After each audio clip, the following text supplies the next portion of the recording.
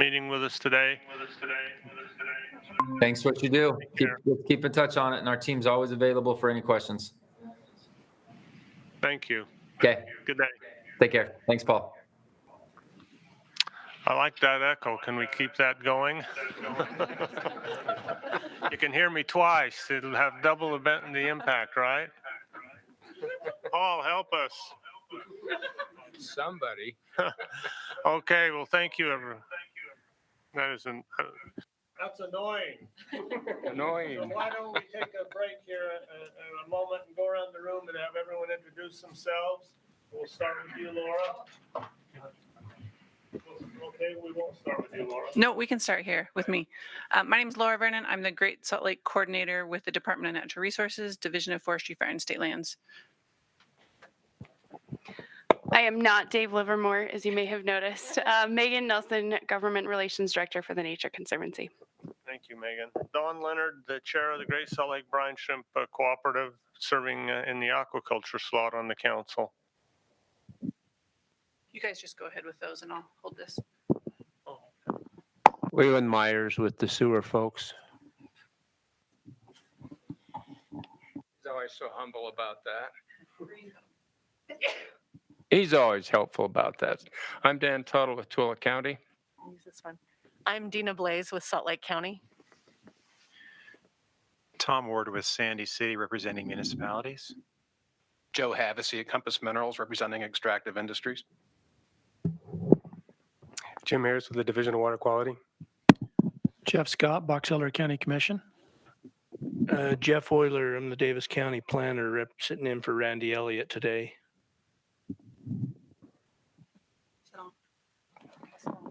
Marissa Weinberg, Division of Forestry, Fire, and State Lands. Jamie Barnes, Director of Forestry, Fire, and State Lands. David O'Leary, U.S. Geological Survey. Christine Rumsey, U.S. Geological Survey. Lynn DeFreitas, Executive Director of Friends of Great Salt Lake. Max Malmquist, I'm with Audubon's Saline Lakes program. Tamara Prue, I'm here with Salt Lake City Public Utilities. Chandler Rosenberg with Save Our Great Salt Lake. Lindsay Hutchison, Utah Rivers Council. Zach Frankel, Utah Rivers Council. Emma Whitaker, Assistant Attorney General, Counsel for Forestry, Fire, and State Lands. Eric Ellis, Executive Director of the Utah Lake Commission. Alex Vayu, Heal, Utah. Jeff Demblaker, Jacobs Engineering. Kim Wells, Communications Director for DNR. Michael Sanchez, Public Information Officer, Division of Water Resources. Summer Dawn with the Division of Water Resources. Leila Ahmadi, Division of Water Resources. Craig Miller, Division of Water Resources. Krishna Khatri, Division of Water Resources. Jared Manning, Assistant State Engineer. Steve Erickson, Utah Audubon Council and Great Basin Water Network. Krista Perry, Save Our Great Salt Lake. Rhonda Perks from Congressman Chris Stewart's office. Holly Sweeten from Congressman Burgess Owen's office. Thank you. And I think there's a sign-in sheet going around. So before you leave, would you all make sure you sign it? Thank you. Again, welcome. Thank you for being here today. Let's move to our agenda item, 1040 agenda item. We're going to talk a little bit about the Utah Lake Commission and how projects involved with that activity might impact the Great Salt Lake. We've invited Eric Ellis. Well, thank you. We've invited Eric Ellis, who's the Executive Director of the Utah Lake Commission. He was appointed to that position 6 years ago in March of 2015. Prior to his time with the commission, he worked as the policy advisor to the Utah Division of Wildlife Resources after having spent 2 years as the advisor to previous Lieutenant Governor Greg Bell. So Eric, thank you for being with us, and we'll look forward to hearing your comments and then having a little discussion Q&A with you. Okay, thanks so much for having me here. I'm going to try to navigate two at once so I can see what I'm talking about. I think that there's a obvious large connection between the Great Salt Lake and Utah Lake. Utah Lake is kind of probably the biggest watershed source to the Great Salt Lake. You have numerous other sources, but the Jordan River, I don't know what the contribution is as a percentage, but it represents a good portion of what the Great Salt Lake receives in runoff and water. So what I'm going to do is talk a little bit about what we do at the Utah Lake Commission as far as shoreline restoration efforts, volunteerism, open space projects, water quality studies, and then some water conservation ideas, and try to relate those to both what we're learning from you and then potentially what we could pass along as successful type projects that could be implemented on the Great Salt Lake. So as far as shoreline restoration projects, a lot of what we do is in partnership with the Division of Forestry, Fire, and State Lands, with DNR's Watershed Initiative Program, with the Invasive Species Mitigation Program through Department of Agriculture and Food. And then we partner with Utah County through their Invasive Weed Program to implement the actual on-the-ground work around the lake. And that has been a really interesting project. It's come a long way since even 6 years ago. We were able to acquire with our partners a couple marsh masters and buy some parts for those that really kind of benefit not only Phragmites removal, but also tamarisk and Russian olive tree removal. So really kind of hitting all of our invasives on the lake, or at least the main ones. And by acquiring the needed machinery and having that in-house for the county to use, it has allowed us to leverage our funding, our grant funding, to the point where we can treat pretty much the entire shoreline every year. Utah Lake is much smaller than the Great Salt Lake, so I get that scope might not be possible, but it certainly allowed us to expand from, historically we were doing about 1/7 of the shoreline each year, and now we're doing close to 8,000 acres of shoreline restoration work every year. Here's a good before and after. This was my predecessor, Reed Price, looking at the issue on the left here, and then more modern day. This is about a year ago, looking in the very same direction, just demonstrating that the removal program is being effective. It doesn't get rid of Phragmites, but it definitely diminishes it, and we're seeing a ton of native vegetation coming back in its place. Another one over on the west side of the lake, up on the north end by Saratoga Springs, just opening up these bays, really removing a lot of this vegetation that is absorbing and has the potential to absorb a lot of water.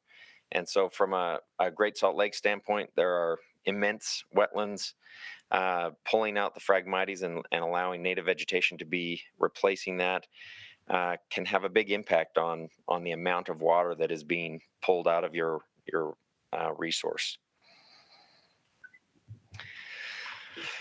We also do a lot with volunteers, and I'm just going to use this year as our bragging year, but I'm sure everyone had a big year because of the 9/11 major push.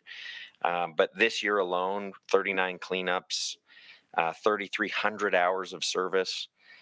We were able to, on 9/11, we were able to organize cleanup projects at every access point on Utah Lake, all in one day. We've never had that, but we do have 41 out of our 45. We only have 27 access points, but we have additional trail segments and so forth that we've added to our program because it became so popular. We have 41 of those 45 that are adopted, and that means that industry partners, local interested folks that want to have a little portion of Utah Lake looking beautiful, they sign up, they adopt that little portion, and throughout the summer they'll usually do about 3 cleanup projects. And the lake and its shoreline has never really looked this nice until, at least since we've been here. It keeps the trash down. It keeps all sorts of problem areas on the radar so that they don't become the problems that they were historically. One example of that, we partnered with the Utah Valley Chamber of Commerce this summer. And in the heat of the summer, we got 40 plus volunteers down to the Lincoln Point area. It's a county park. And we filled a truck with trash and created a number of huge piles of vegetation that we cleared off of the shoreline and beautified an area that for decades has been overgrown and kind of forgotten about. It was an old, the county recently acquired it, but it was an old resort type area just beyond the Lincoln Point Marina. And as that gets cleaned up, it kind of opens the door for vision by the county and their parks program to do some more work and make it a really usable access point. Waukera Way is another big project that the commission has been working on for a few years now. This is a 700 or 800 acre, depending on what we finally land on, open space park. So this is not these aren't baseball fields or soccer fields. This is implementation of a sustainable vegetation management program. So we're using grazing as our mechanism for removing the Phragmites, and working with the Division of Wildlife to get feedback on vegetation heights that are desirable for shorebirds and waterfowl.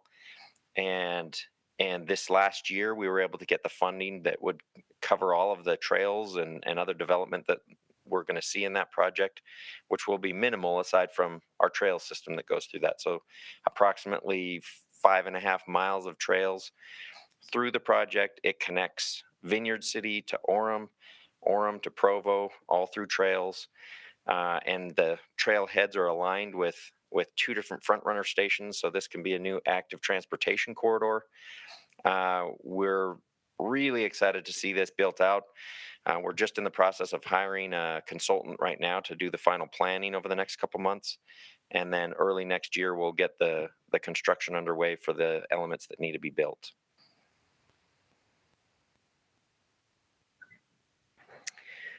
Just to kind of demonstrate what grazing does, I know that some folks love grazing. Some people have concerns about what it could do to water. Here's the pilot area. We were a year ago, we fenced 50 acres as our pilot in the project with a private landowner that is donating this land as to be public space. And this is what it looks like after one season of grazing. It opened it up beautifully. We're seeing native vegetation come back in hordes. We see milkweed coming back into the area on its own. We didn't plant any. It was just hidden in the seed bank, and all of a sudden there's huge growth or patches of milkweed coming in with the rest of the native vegetation.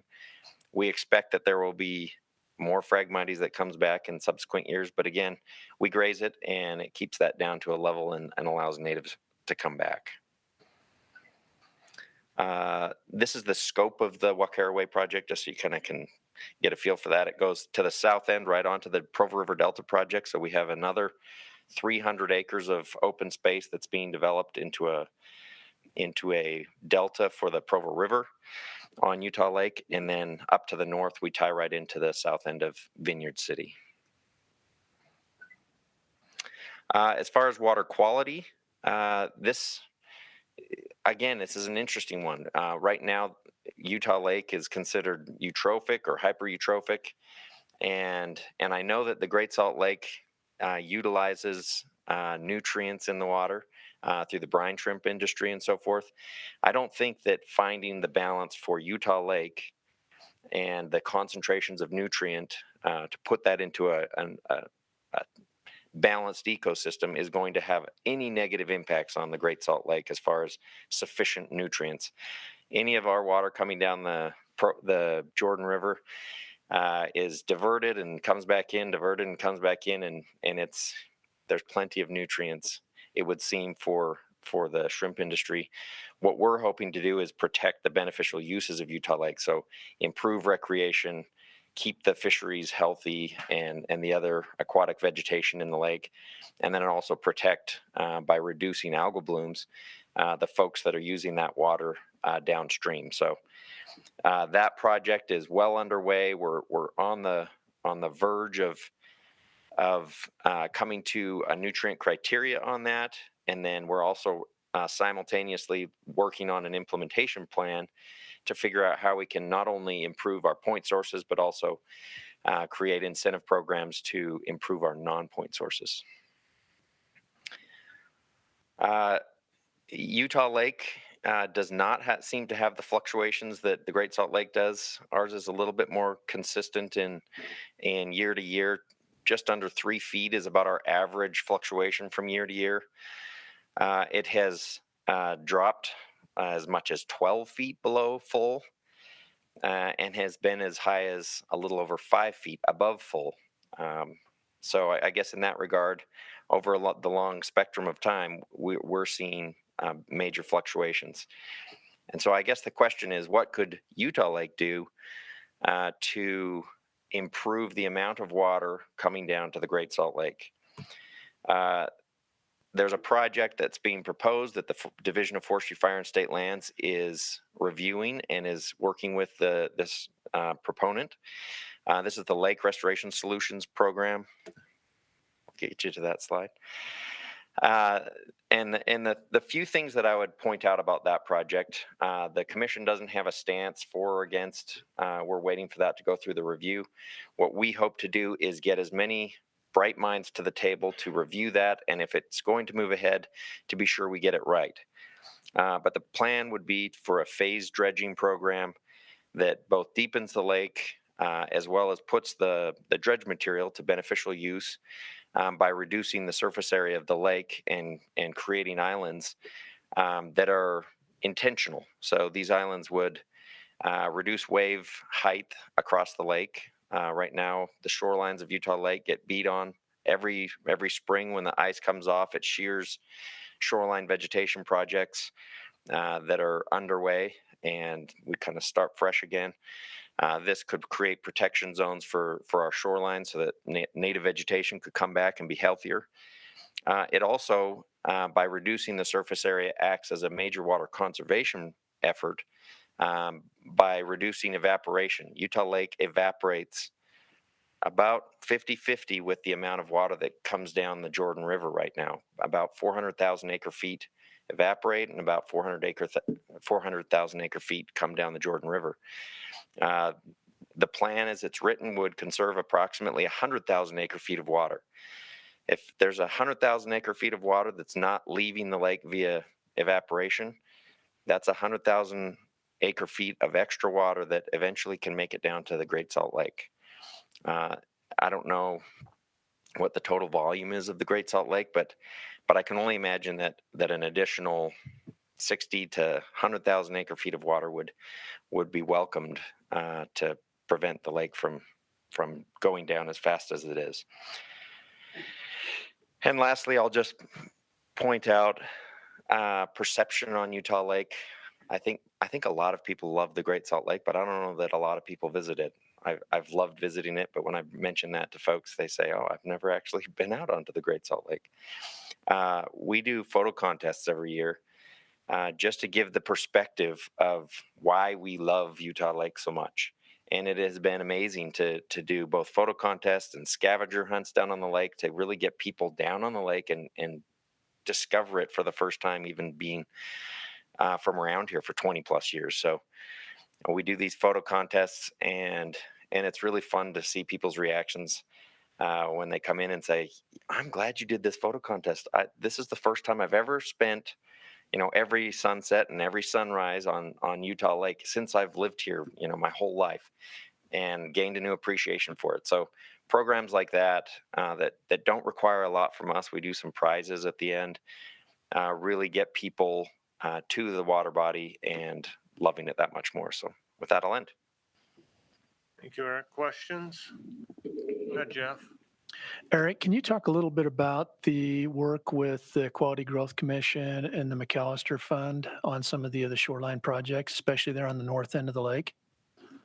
I bet someone else would be able to better answer that. We have supported the easement requests that have been sought through the Lee Ray McAllister Fund and Quality Growth Commission.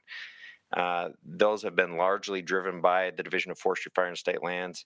Anytime we have an opportunity to find a piece of shoreline that could be preserved and maintained in its, especially if it has wetland qualities, is very desirable. We conducted a shoreline soils assessment a year and a half ago to kind of help us figure out where those prime areas are for forever conservation versus other areas that make for better kind of strategic development on the lake. So that's our interaction with those funds. Dan?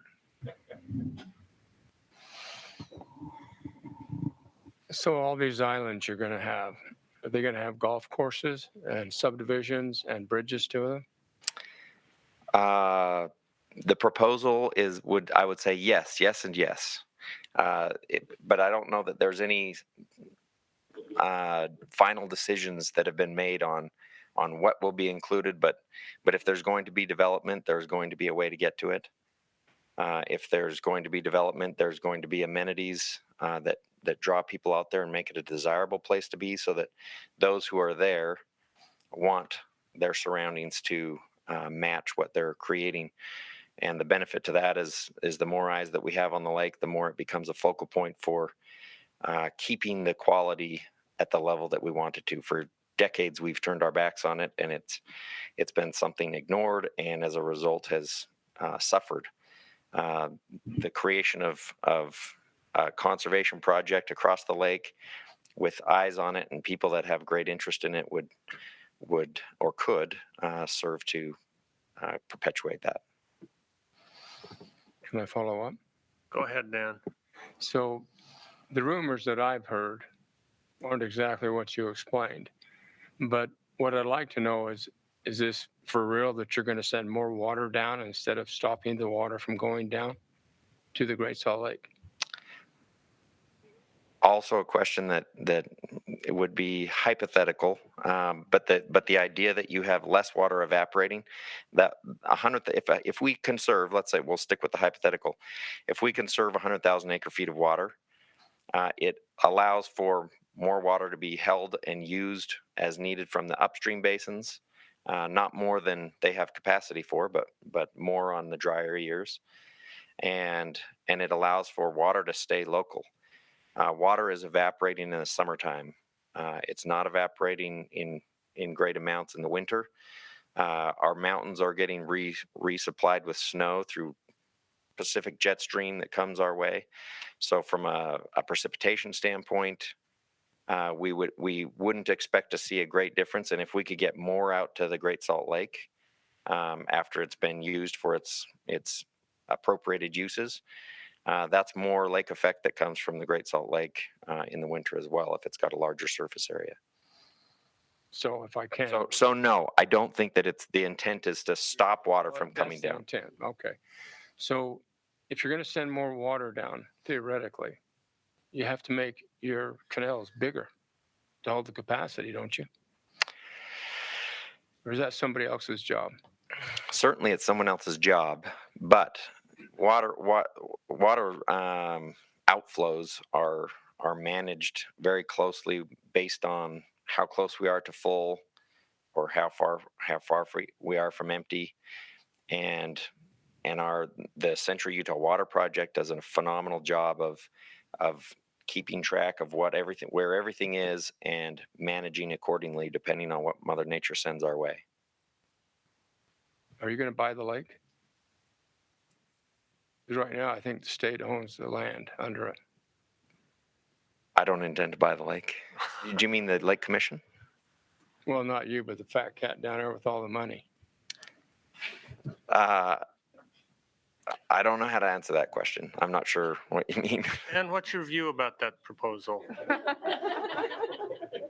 Well, I would rather have it stay. When I was a kid, I went down there water skiing all the time. And my brother thought it was really fun to go in a circle. And then there'd go Dan, way down there, skipping like a rock.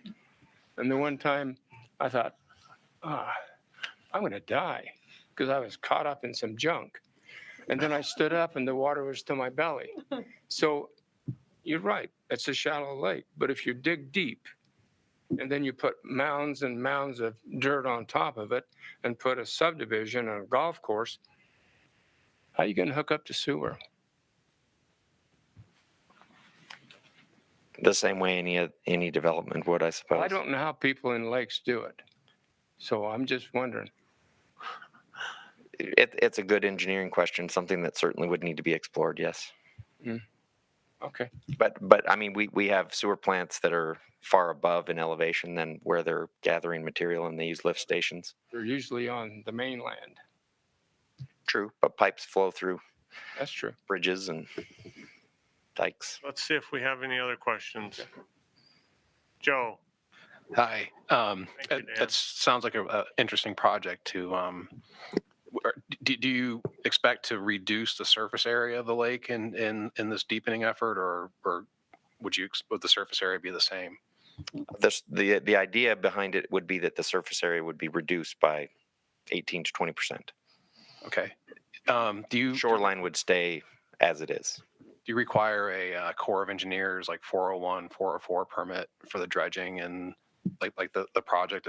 Is that out there? Yes, that would be required. The Utah Lake, I brought this up as a project that's being entertained on Utah Lake. The Utah Lake Commission is not permitting this project, nor does it have the authority or purview to do such a thing. This is a Forestry, Fire, and State Lands combined with Army Corps permit review, and they're in the early stages of that. But yes, it would require those permits. Is any of that, like the technical information, sort of out in the public domain yet? Because I'd imagine to be a water balance. Because the original proposal is in the public domain. The updates since that was proposed, I think, are getting prepared to work with the Army Corps, and then it'll go to public comment, and all of that will be in the public sphere as well. Thank you. Thank you, Joe. Other questions? How about from guests here? Any questions of Eric? Will there be any NEPA process required? I'm seeing, would there be a NEPA process required? I see Jamie nodding, and so yes. Thank you, Jamie. Tina, did you have a question? Other questions? Far away, Lynn. Estimated cost of the restoration, you know? In the proposal, it was $6.4 billion. With a B. With a B. Other questions? Zach? For your water budget for reducing evaporation losses, do you have that information available to the public? Is there some data that we can look at for your calculation? Do you mind repeating it? The question was, is there a documented water budget for the evaporation savings? At this point, we're relying on the initial proposal that was put out and subsequent meetings with their technical group that are doing the equations to make that clear. So at this point, we would depend on the proposal that is in the public sphere for the general description of how that would work. And then as we get closer and Jamie goes through that review, I'm sure that they would get the much more technical calculations for that water budget. Other questions? Lynn? Would that information possibly be something that the Division of Water Resources could look into as an additional comparison, rather than just coming from the proponents of the restoration project? Yes, I would think that it most certainly would. At some point through the process, the water community, and in fact, the water community to date has been quite involved, at least in the last year, in meetings with the group and making sure that those types of promises or offerings are going to be what they suggest they would be. Again, because it's not to permit yet or has not been permitted, there's a lot of discussion and review that will be taking place from this point forward that has yet to be done, that certainly needs to be done. Zach? Just one more follow-up about that 100,000 acre feet. Assuming that's the real number, which would be great if it was, it's not actually going to go to the lake unless we make sure it goes to the lake. It's just going to go to the next junior water rights holders in line, which is a very long line. So if this moves forward, it would be great to have some formal protection of those flows to actually make sure they go to the lake. So it's not just a wish that the water saved through that evaporation savings, hopefully will make the lake, but it actually will make the lake. It's possible to put that water going to the lake with proper water rights applications and minor tweaking of state code. Other questions? Lynn? I'm so sorry. It's a sovereign lands question, Jamie. So the potential of the impacts to sovereign lands, how does that play out?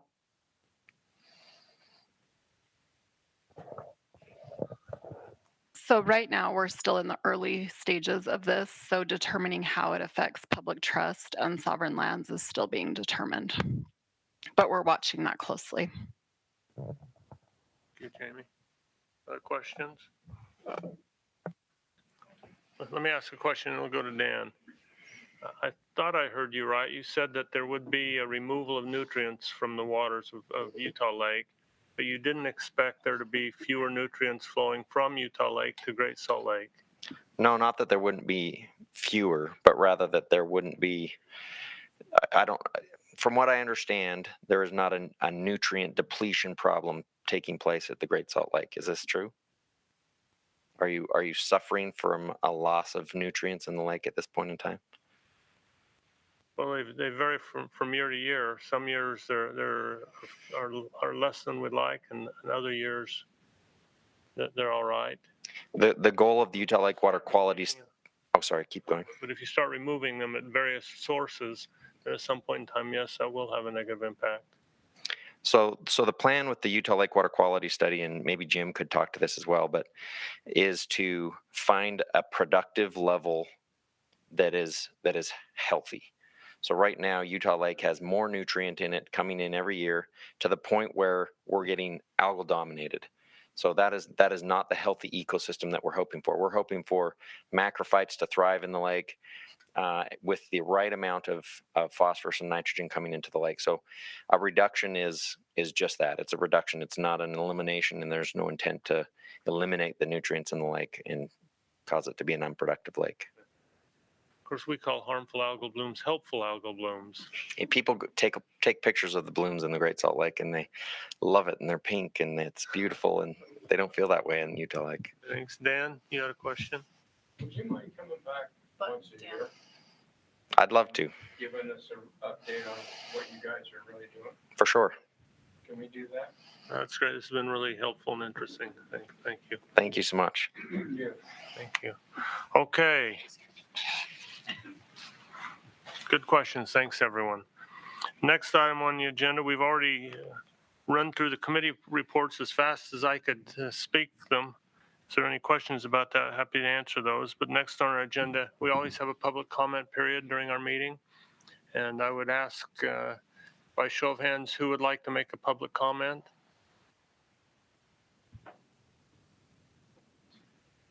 No hand. Is there? Okay, in the back. I actually just have a question. Hello. My name is Krista Perry. Thank you. Hi, my name is Krista Perry. I'm with Save Our Great Salt Lake.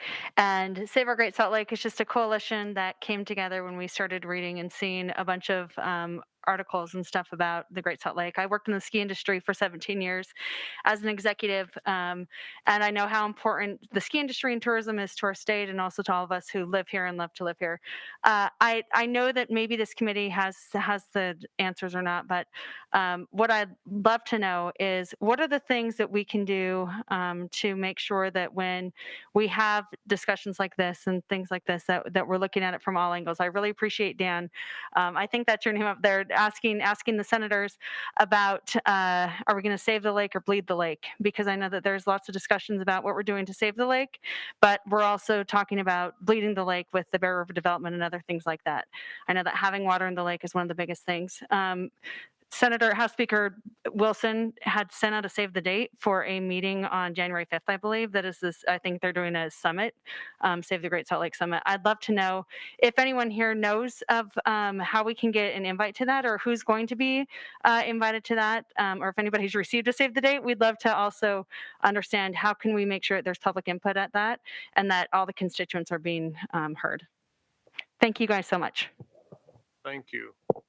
I would suggest in regards to the summit on the 5th that you contact the Speaker's office. I'm in a similar situation, would like to participate and have done so and requested the opportunity. I'd suggest that if that's what you're interested in doing, that's the approach to follow. We certainly don't have any control over their agenda or what they're doing, and just happy that he's having such a forum. I understand he's holding it at the Eccles Wildlife Center in Farmington, is that right? That's correct. That's correct. Okay, are there other public comments? Yes, Lynn. I was wondering if. Wait, let's get you a microphone. So good. We want to save it for posterity. Yeah, I was wondering if the council would be interested in hearing about an update on the Promontory Point landfill proposal. I would be. You ready to present that, or? I was thinking you might invite those resources, maybe the Division of Waste Management and Radiation Control that is overseeing that evaluation. It has been a while since we've heard from them. Has been a while, yes. Timely. Note that, Lynn. Thank you. Any other public comments? Steve has. Stephen? Yeah, Steve Erickson, Great Basin Water Network. Wondering if the council might be willing to take a look at the Cedar City proposal for taking groundwater out of Pine and Wawa Valleys at your next meeting. There is now a draft environmental impact statement that is out but not official, and it's so the project will be moving ahead. We anticipate that it will be made a public document with a deadline for comments. This is the EIS process. So I'd be more than happy to give you an update or have one of the members of our team do that. We've had some hydrologists take a look at this, and we are convinced that there will be widespread impacts to the groundwater flow system that is part of the Great Salt Lake groundwater flow system. And so it could potentially have some impacts upon the groundwater beneath Great Salt Lake. And I think you all ought to know about that. So just a suggestion for you to consider. I'll ask Laura to follow up with you, Steve. Any more comments? Although I'm hearing questions, not comments, which is okay. Any more public comments during a comment period? Any good jokes? No, we'll save that till after the meeting. Thank you very much. We'll close the public comment period. The next item on our agenda is other member discussion in terms of issues or priorities that you would like us to pursue.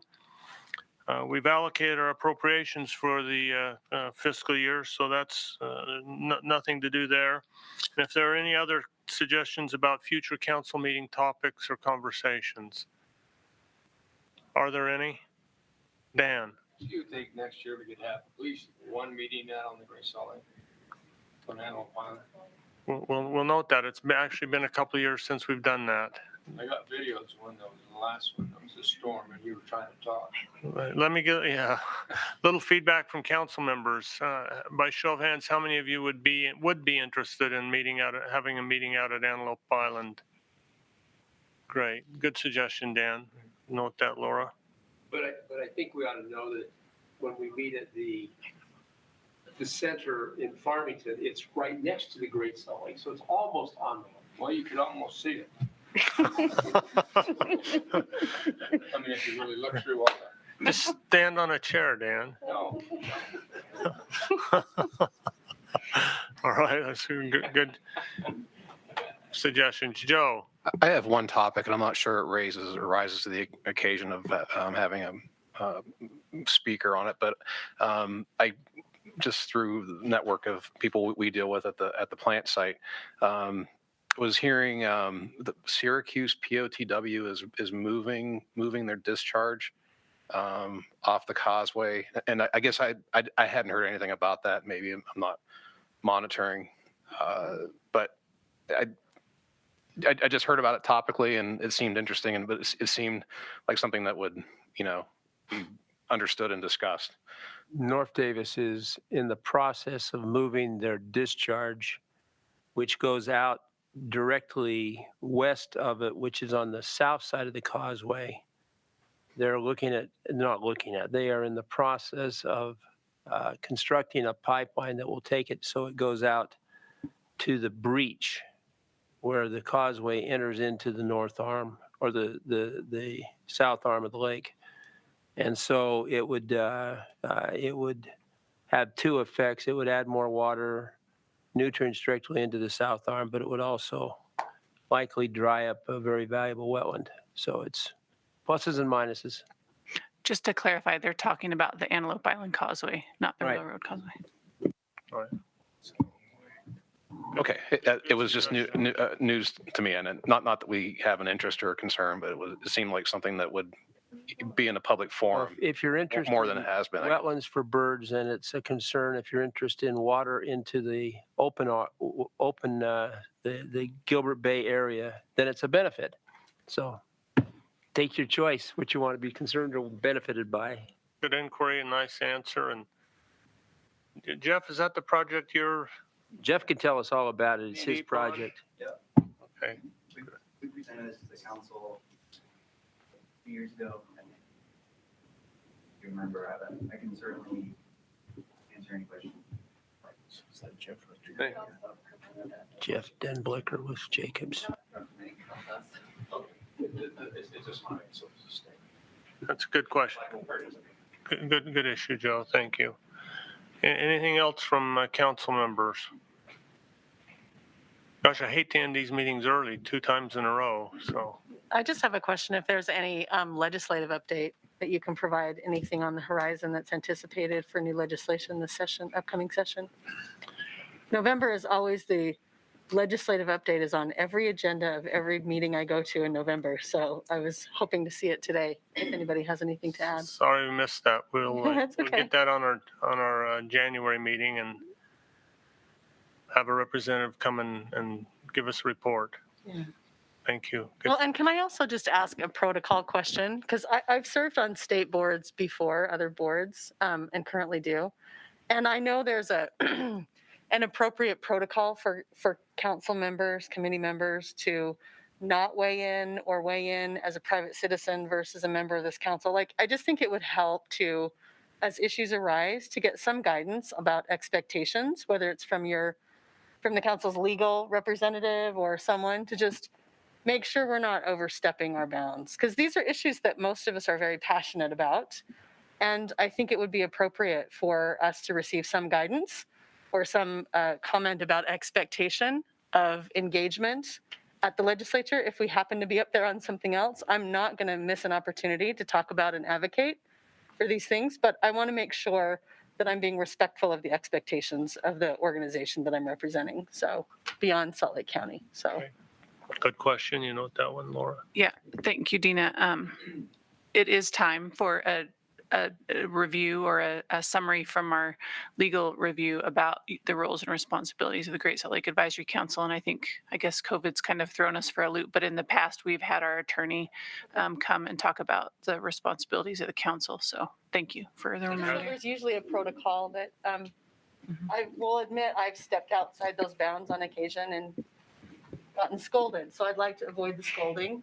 Not by us. No. Well, and I keep getting appointed to things, so clearly I'm not really annoying people up high, but I just think you can't expect us not to have a very passionate view about the issues that we're here to advocate for.